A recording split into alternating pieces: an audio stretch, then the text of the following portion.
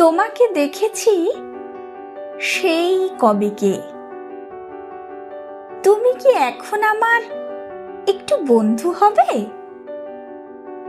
তোমাকে কোথাও না কোথাও তো আসতে হবে। পুকুরের ঘাট থেকে মন্দিরের চাতালে এলেও চলবে। ধীরে ধীরে একটু নিচের দিকে নামতেও হবে। মাটিতে আর জলেতে পা ফেলতেও হবে।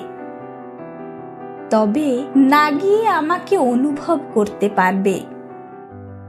এতটাই যে সহজ নয় আমি বুঝতে পারবে। এর দ্বারা বোঝা যায় প্রকৃতির মাঝেই জন্ম, আর প্রকৃতির মাঝেই তো মরতে হবে শুধুমাত্র আমাকে।